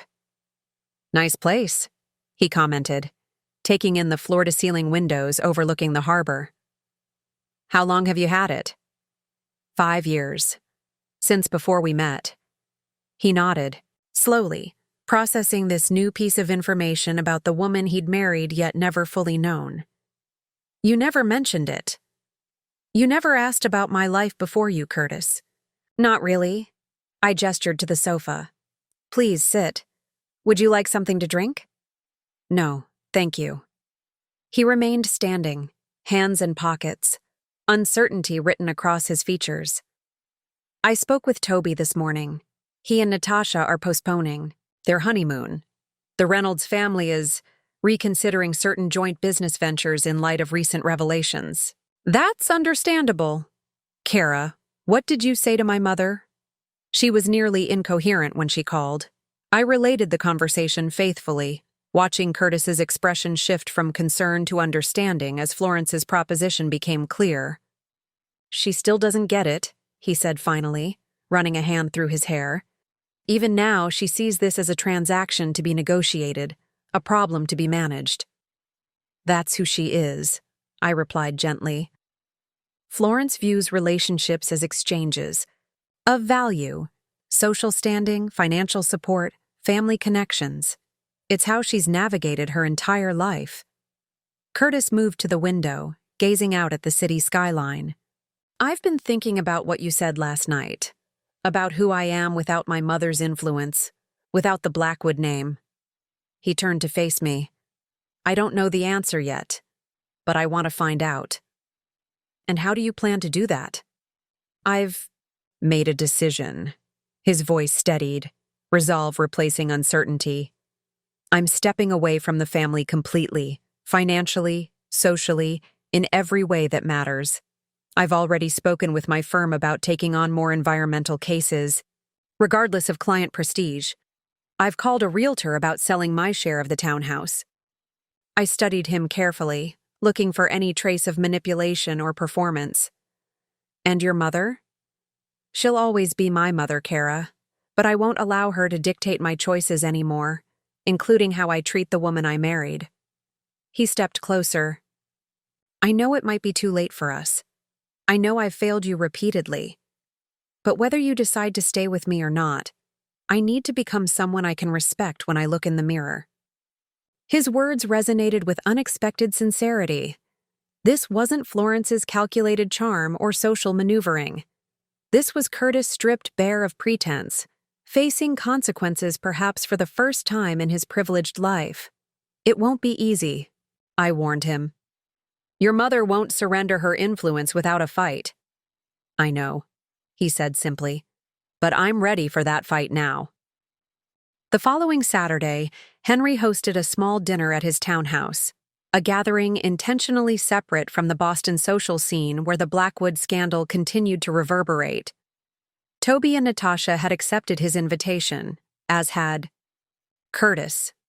I arrived last, uncertain of what to expect from this impromptu family council. Henry's dining room was warm with candlelight, the table set with his late wife's china, but without the fussy formality Florence would have insisted upon. Toby and Natasha were already seated, their faces showing the strain of the past week. Curtis stood by the fireplace, visibly relieved when I appeared in the doorway. "Thank you all for coming," Henry said once we were settled with wine glasses, filled. "I thought it might be helpful to have a conversation away from external pressures." The euphemism for Florence hung in the air, acknowledged by Toby's grimace. "Have you spoken with her?" I asked him gently. "Not since Tuesday," he admitted.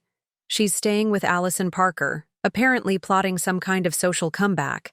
He exchanged glances with Natasha. "We've decided to take a step back from the family dynamics for a while.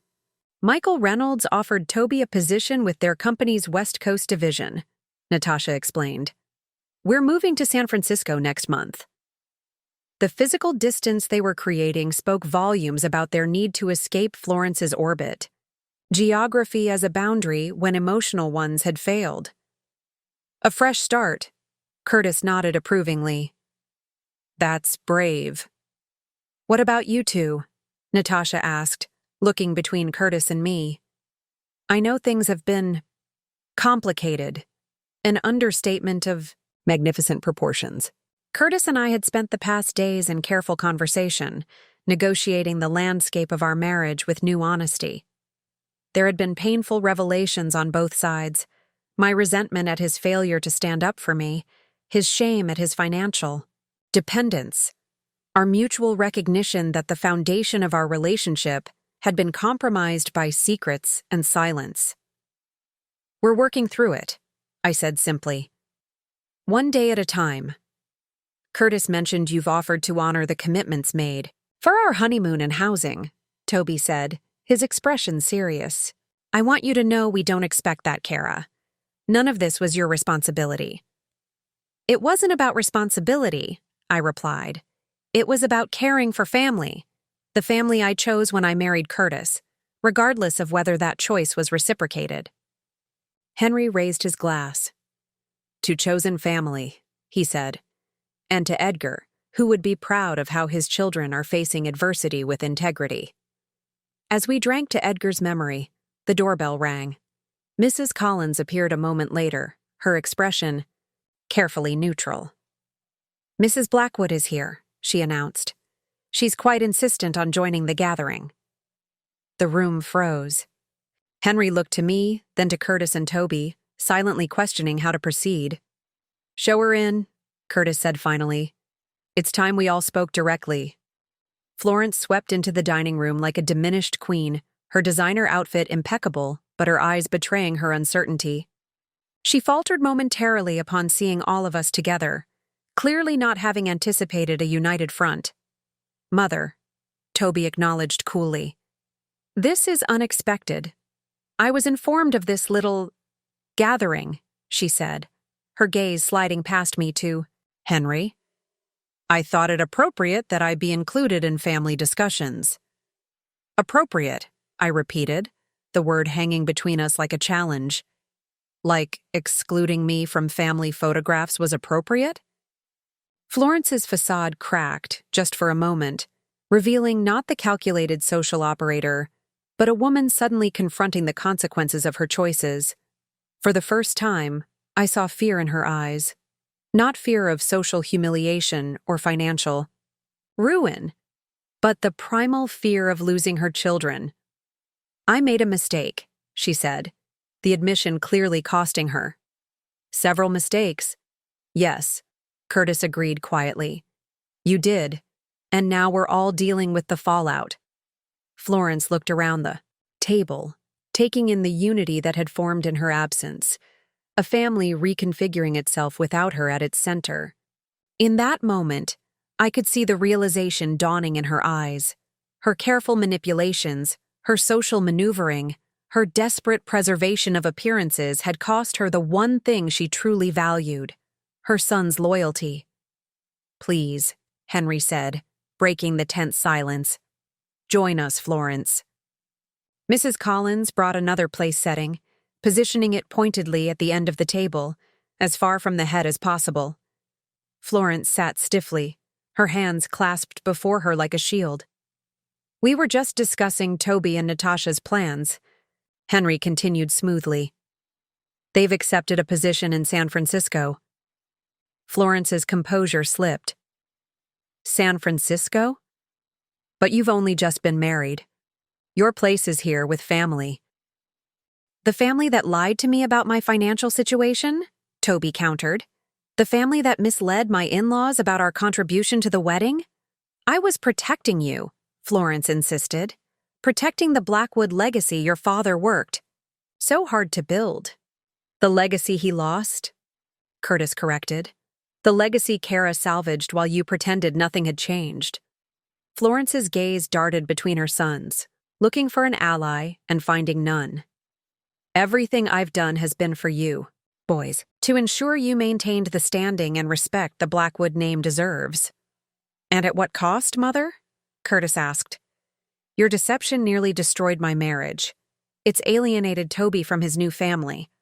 All because you couldn't face the truth that the Blackwood fortune is gone, and with it, the artificial status it bought." "You don't understand," Florence protested. "In our world, perception is everything. Once people believe you've fallen, they ensure you never rise again." "Maybe that's the problem," I interjected quietly. "That world you're so desperate to remain part of. It's built on illusions. Smoke and mirrors designed to exclude anyone who values substance over appearance." Florence turned to me, her expression hardening. "Easy to say when you were born outside it. You've never understood what it means to carry a legacy, to be judged by centuries of family history rather than your own achievements." "No," I agreed. "I was judged solely by who I am and what I've built, just as Edgar was before he married into the Blackwood name." Henry nodded. "Edgar came from nothing, Florence. You seem to have forgotten that in your determination to maintain appearances." For a moment, genuine confusion crossed Florence's face. "What are you talking about?" "Edgar was a Blackwood through and through." "Edgar was born Edward Keene," Henry said gently. "A middle-class boy from Worcester who changed his name when he moved to Boston to escape his alcoholic father. He built his fortune from scratch, then leveraged it to marry into the declining Blackwood family. Your family needed his money, just as his needed your social connections." The revelation hit Florence like a physical blow. "That's not possible. Howard would have told me." Howard, her father-in-law, the patriarch who had welcomed Edgar into the family decades ago. Howard was many things, but a fool wasn't one of them, Henry continued. He recognized talent and ambition in Edgar, qualities the Blackwood line had been lacking for generations. The marriage was mutually beneficial. Edgar gained the social standing he craved, and the Blackwoods received an infusion of fresh capital and business acumen. Florence looked to Curtis and Toby, as if seeking confirmation that this was some elaborate deception. Their expressions, surprised but accepting, gave her no comfort. "You never knew," Toby realized. "All these years of judging Kara for her background, and you never knew father came from similar circumstances." "This changes nothing," Florence insisted, though her voice had lost its conviction. "The Blackwood name still carries weight in Boston society." "The weight of deception," Curtis said. "Mother, don't you see? This obsession with appearances, with status, it's destroyed us from within. Dad took financial risks he couldn't afford to maintain the lifestyle you expected. You lied to your own sons rather than admit we weren't as wealthy or established as you pretended. And you rejected Kara, the one person who actually saved our family, because she represented a truth you couldn't face." Florence sat very still, her breathing shallow, her world visibly collapsing around her. The careful construction of Blackwood prestige, the foundation of her identity for decades, was crumbling beneath the weight of revelations she couldn't control or deny. "I think," she said finally, her voice barely audible, "I need some time to process this." As she rose to leave, her legs unsteady, I felt an unexpected pang of empathy. Florence Blackwood had built her life around a fiction she believed was truth, defining her worth by a legacy as manufactured as the financial stability she'd pretended to maintain. "Florence," I called softly as she reached the door. She paused, without turning. "The invitation to join this family, the real family, not the fiction, remains open. But it has to be on terms of honesty, not appearances."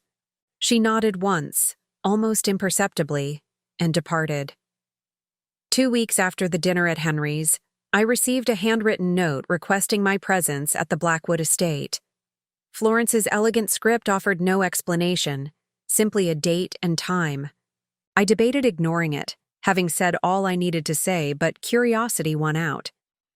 What could Florence possibly want now that her carefully constructed world had collapsed? Curtis offered to accompany me, but this felt like a conversation that needed to happen woman to woman. Some reckonings couldn't be mediated or softened. The estate looked different somehow as I drove up the winding driveway, less imposing, more vulnerable. Gardens that had once been immaculately maintained showed signs of neglect, the autumn leaves unraked, the hedges slightly overgrown. A visible manifestation of Florence's diminished control. She answered the door herself rather than the housekeeper who had always performed this function. Another small but telling change. "Thank you for coming," she said, stepping back to admit me. I followed her to the solarium, a space that had once intimidated me with its perfectly preserved antiques and Florence's carefully staged tea service. Today the room felt strangely ordinary, still beautiful but stripped of the mystique that had once made it feel like entering a museum rather than a home. Florence gestured to a chair while she poured tea from a simple service. "No fine china today, just practical stoneware that wouldn't have been allowed at social gatherings." "I've been doing a great deal of thinking," she began, her voice steadier than I'd expected. "About the choices I've made, the priorities I've set." I accepted the tea without comment, waiting for her to continue. "When I married Edgar, I believed I was joining a family with an unbroken lineage of distinguished achievement. Howard, Edgar's father, or so I thought, cultivated that impression with great care."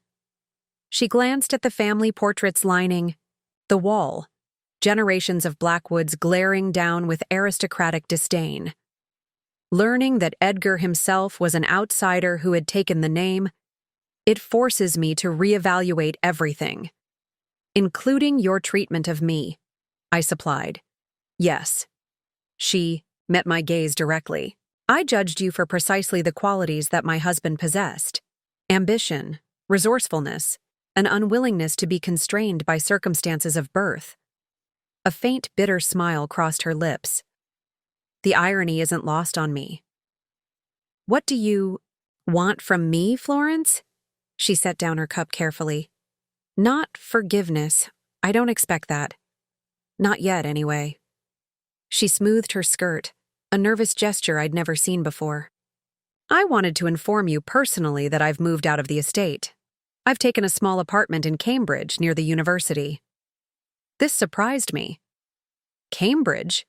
That's quite a change from Beacon Hill. An appropriate one. "I've accepted a position with the university's development office, fundraising for scholarship students from underprivileged backgrounds." She almost smiled at my evident shock. "It seems my skills at persuading wealthy donors to part with their money can be redirected toward more meaningful ends." "And the estate?" "It belongs to the family, to you and Curtis, to Toby and Natasha when they visit. I've had the deed transferred accordingly." She hesitated. "My lawyer will provide all the necessary documentation to ensure the property and remaining family holdings are properly transferred to those who have actually maintained them." The gesture was significant, not merely a practical acknowledgement of financial reality, but a symbolic surrender of the position she had guarded so jealously. Why this change of heart, Florence? When we last spoke, you were still fighting to maintain your social position. She was silent for a long moment, staring out at the gardens her family had tended for generations. Edgar's letter, she said, finally. Henry showed it to me. Not just the part addressed to the boys, but a section written to me. Her voice caught slightly. He knew I would resist change, that I would cling to appearances even when they no longer served any purpose. He asked me to remember why he fell in love with me in the first place. And why was that? A genuine smile touched her lips. Sad, but real. Because when we first met, before I became obsessed with the Blackwood legacy, I was the girl who challenged convention, who spoke my mind regardless of social consequences. The quality I punished in you was precisely what Edgar had valued in me. The irony was both painful and perfect. Florence had spent decades suppressing her authentic self to maintain an illusion of aristocratic privilege, only to discover that the man she'd built her identity around had valued her for exactly the opposite reason. It's never too late to become yourself again, I said quietly. 6 months passed, bringing with them a gradual transformation, not just of circumstances, but of relationships. The Blackwood estate, once a monument to pretension and appearance, had become something simpler and more authentic under our stewardship. Curtis and I had moved in, not out of any desire to inhabit a mansion, but because someone needed to care for the place while we decided its ultimate fate. Toby and Natasha were thriving in San Francisco, far enough from Boston's social constraints that they could forge their own identity as a couple. The Reynolds family, initially furious about the financial deception surrounding the wedding, had eventually softened, largely due to Natasha's fierce defense of Toby as a victim rather than perpetrator of his mother's schemes. The young couple visited for Thanksgiving, filling the old house with genuine laughter, perhaps for the first time in its history. The most surprising transformation, however, was Florence herself. True to her word, she had reinvented herself in Cambridge, channeling her formidable social skills toward fundraising for educational access. Her apartment, a modest 2-bedroom overlooking the Charles River, contained only a few carefully chosen pieces from her former life. Edgar's desk, family photographs stripped of their ornate frames, and a simple pearl necklace he had given her on their first anniversary. Our relationship remained complicated. Too much hurt had occurred for easy forgiveness. But there had been gestures on both sides. I had helped her establish connections in the nonprofit world where my name carried weight.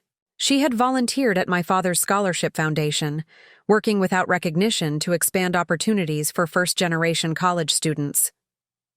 Curtis had transformed perhaps the most profoundly.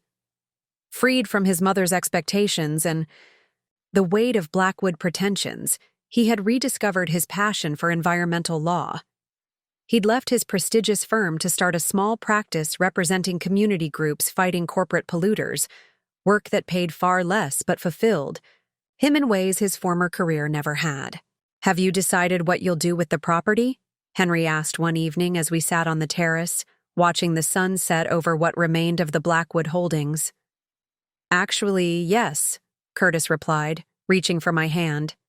"We've been discussing it with Toby and Natasha, and we think we've found the perfect solution." I smiled, still somewhat amazed that Curtis had embraced the idea so enthusiastically.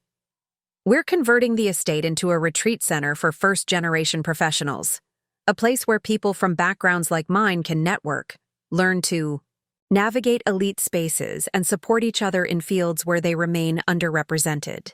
Henry's face lit up. "Edgar would have loved that." "We think so too," Curtis agreed, using the very symbol of elite exclusion to dismantle those barriers. There's a poetry to it. "And Florence?" Henry asked delicately. "She's been consulting on the project," I admitted. Her expertise in Boston's social landscape, however problematic its foundations, has been valuable in designing programs that will actually create meaningful access. We sat in companionable silence for a few moments, each lost in thoughts of how dramatically our lives had changed since that fateful wedding weekend.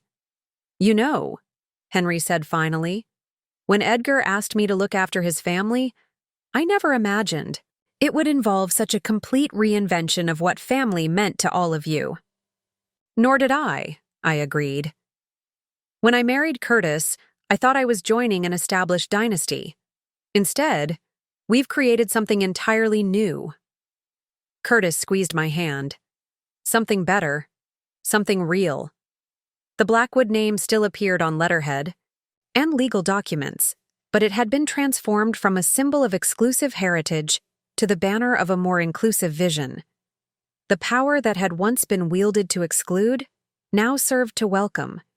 The privilege that had been hoarded was now being shared. When Florence joined us for dinner that evening, a monthly tradition we had cautiously established, she brought news of her latest fundraising success. As she described the students who would benefit from the scholarships, there was a passion in her voice I'd never heard during her years as Boston's premier socialite. "I've been thinking," she said hesitantly as we finished dessert, "about the family photos."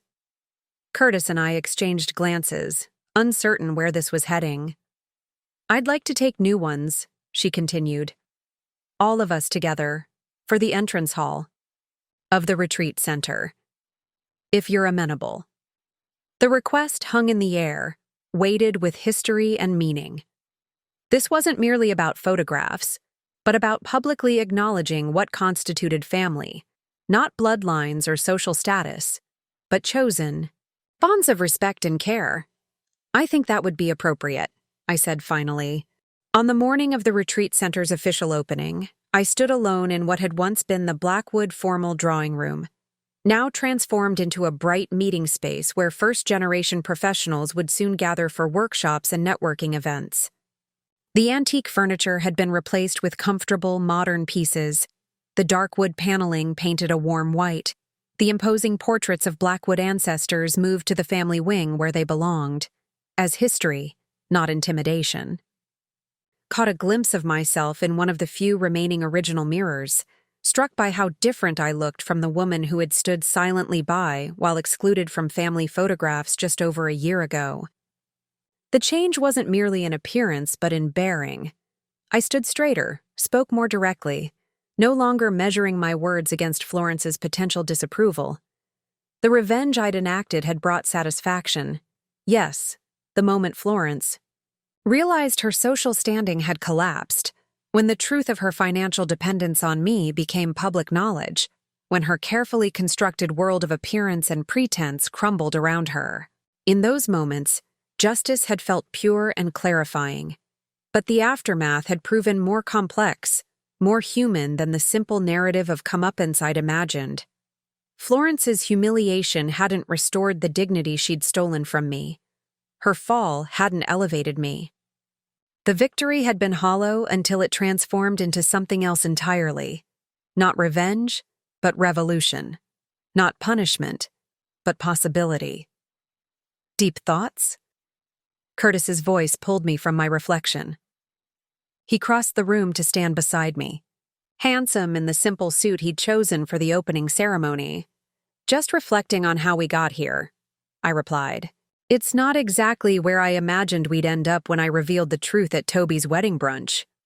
He smiled, a genuine expression that reached his eyes, something that had become more frequent as he shed the weight of Blackwood expectations. "What did you imagine?" "Honestly, that Florence would be ruined. You would be furious with me for my deception, and I would walk away feeling vindicated if somewhat alone. Instead, you saved us all," Curtis said quietly. "Not just financially, but from the fictions we'd built our lives around." I shook my head. "That's too simple. We saved each other." Through the windows, I could see the caterers setting up on the lawn where we would host the opening reception. Nearby, Florence was directing volunteers with the same precision she had, once employed for charity galas, but with a new purpose animating her movements, Do you regret it? Curtis asked. Exposing the truth so publicly? Humiliating my mother the way she humiliated you? The question deserved honesty. Sometimes, I admitted. Not the truth itself, that needed to come out. But perhaps the method. The public spectacle of it. I turned to face him directly. Revenge feels righteous in the moment, but it leaves you hollow afterward. What sustained me isn't Florence's fall, but what we've built from the ruins. Curtis nodded thoughtfully. Dad would say the same thing.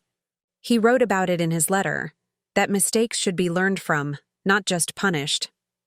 The door opened, and Henry entered with Toby and Natasha, who had flown in for the opening. Behind them came Florence, her silver hair styled simply, her clothing elegant but far less ostentatious than in her society days. The photographer is ready when you are, Henry announced. He suggested the grand staircase for the family portrait. Family portrait. The word still carried emotional weight, the echo of exclusion, the memory of standing alone while the Blackwoods posed without me. But now, as we gathered on the staircase, Florence positioned herself at the edge rather than the center, a subtle acknowledgement of the new order. Kara should be in the middle, she said, surprising everyone. This is her vision we're celebrating today. As the photographer arranged us, I found myself in the heart of the group, Curtis's arm around my waist, Toby and Natasha beside us, Henry and Florence flanking the group. The composition wasn't merely physical, but symbolic, a visual representation of the transformation in our relationships. Everyone say, family, the photographer instructed. And we did, the word carrying different meanings for each of us, but linked by a shared understanding that true family had little to do with bloodlines or social standing. Real family was built on acceptance, on honesty, on seeing each other clearly, and choosing to remain connected despite flaws and failures. 2 years after Toby and Natasha's wedding, I stood in the hospital room holding my newborn daughter, marveling at her perfect features and the surprising shock of dark hair that marked her as undeniably mine. Curtis hovered nearby, his expression a mixture of awe and terror that seemed standard for new fathers regardless of background or preparation. She's beautiful, Florence said softly from the doorway, hesitating as if unsure of her welcome despite our carefully rebuilt relationship. Come in, I invited, shifting slightly so she could see her granddaughter more clearly. Meet Edith Grace, Blackwood. Florence's eyes widened at the name. Edith for my grandmother, a self-made woman who had helped my father build his shipping business. Grace for Curtis's great-aunt, the one Blackwood ancestor Florence had described as valuing character over conformity. May I hold her? She asked, her voice uncharacteristically tentative. I placed the baby in her arms, watching as Florence's carefully maintained composure melted away. The woman who had once terrified Boston society with her rigid standards now cooed softly to an infant, completely unconcerned with how undignified it might appear. Hello, little one, she whispered. Welcome to a very unusual family. Unusual. Indeed, transformed by truth, reconstructed on a foundation of authenticity rather than appearance. The Blackwood name remained, but its meaning had changed entirely. Through the window, I could see Henry arriving, carrying an enormous stuffed bear that seemed comically at odds with his usual dignity. Toby and Natasha would arrive tomorrow, flying in from San Francisco, where they were expecting their own child in a few months. The family portrait would soon need updating. When visitors had gone and the hospital room quieted, Curtis joined me on the bed, our daughter sleeping peacefully between us. Happy? He asked, brushing a strand of hair from my face. Beyond happy, I replied truthfully, but also grateful, in an unexpected way. For what? For that moment at Toby's wedding when your mother excluded me from the photos. I smiled at his confused expression. If she hadn't pushed me past my breaking point, we might still be living that fiction. You trapped in a role that didn't fit. Me forever the outsider. Florence manipulating everyone from behind her social facade. Curtis considered this. So her cruelty was actually a gift? Not exactly. But sometimes the worst moments create openings for transformation that comfort never could. I gazed down at our daughter. The pain was real. The exclusion was real. But what came after, this new family we've created, that's real too, and worth everything it took to get here. Outside our window, Boston continued its rhythms. The social season, the charity galas, the careful calibrations of status and connection. But within our circle, a different metric had taken hold. Worth measured by contribution rather than consumption. Belonging based on mutual respect rather than birth or wealth. Family defined by choice rather than circumstance. When the photographer came the following week to capture Edith's first formal portrait, Florence arranged herself beside me without hesitation or direction. The placement was deliberate, significant. Her acknowledgement that the future belonged to new definitions of family, new understandings of legacy. As the camera captured the moment, I realized that the most profound revenge hadn't been Florence's public humiliation or the collapse of her social standing. It had been this. The creation of something genuine from the ruins of pretense, something that welcomed rather than excluded, something that valued substance over appearance. The photograph would hang in the entrance of our home, not as a symbol of status, but as a reminder of transformation, of how the truth, however painful its revelation, had ultimately set us all free. Up next, you've got 2 more standout stories right on your screen. If this one hit the mark, you won't want to pass these up. Just click and check them out. And don't forget to subscribe and turn on the notification bell so you don't miss any upload from us.